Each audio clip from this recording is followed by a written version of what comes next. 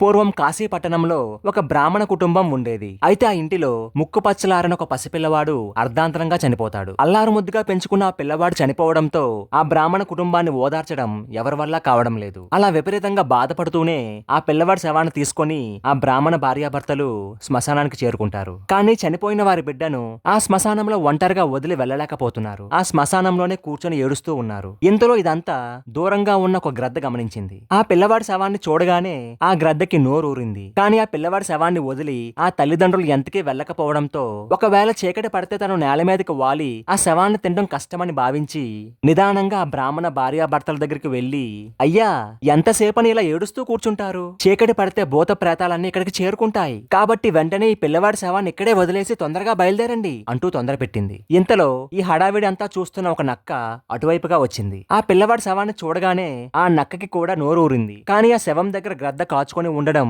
ఆ నక్కకి ఇబ్బందిగా అనిపించింది. ఎలాగైనా సరే ఆ బ్రాహ్మణ కుటుంబాన్ని చీకటి పడే వరకు ఈ శ్మశానంలోనే ఆపగలిగితే ఆ పిల్లవాడి శవాన్ని ఆరగించవచ్చు కదా అని భావించింది. వెంటనే ఆ నక్క కూడా నిదానంగా బ్రాహ్మణుడి వద్దకు వెళ్లి, ఓ బ్రాహ్మణుడా, ఈ పిల్లవాడిని ఒంటరిగా ఇక్కడ వదిలి వెళ్ళడానికి మీకు మనసు ఎలా వచ్చింది? మరి కొంతసేపు ఇక్కడే వేచి ఉండండి. ఎప్పుడు ఏం జరుగుతుందో ఎవరేం చెప్పగలరు? ఏదైనా దేవత కరుణించి మీ బిడ్డను బ్రతికించవచ్చు కదా అని అంది. ఇలా బ్రాహ్మణ కుటుంబాన్ని శ్మశానం నుంచి పంపించేందుకు గ్రద్ద, వారిని మరికొంతసేపు అక్కడే ఉంచేందుకు నక్క కంకణం కట్టుకున్నాయి. నేను 100 ఏళ్లగా ఈ ప్రపంచాన్ని చూస్తున్నాను. ఇంతవరకు పోయిన ప్రాణం తిరిగి రావడం ఎక్కడా జరగలేదు. ఈ గుంట నక్క మాటలు విని లేనిపోని ఆశలు పెంచుకొని మీరు బాధపడవద్దు అంటూ గ్రద్ద బ్రాహ్మణ కుటుంబాన్ని హెచ్చరించింది. ఆ మాటలు విన్న బ్రాహ్మణ కుటుంబం బయలుదేరి వెళ్ళిపోదాం అనుకునే లోపు వెంటనే నక్క ఇలా అంది, ఈ గ్రద్ద మనస్సు మహా క్రూరమైనది. పూర్వం శ్రీరామచంద్రుడు ఒక బ్రాహ్మణుడిని బ్రతికించిన కథ మీరు వినలేదా? సృంజయుడి కుమారుడైన సువర్ణష్టివిని నారద మహర్షి బ్రతికించలేదా? అలాగే ఏ దేవత అయినా ఏ యక్షుడైనా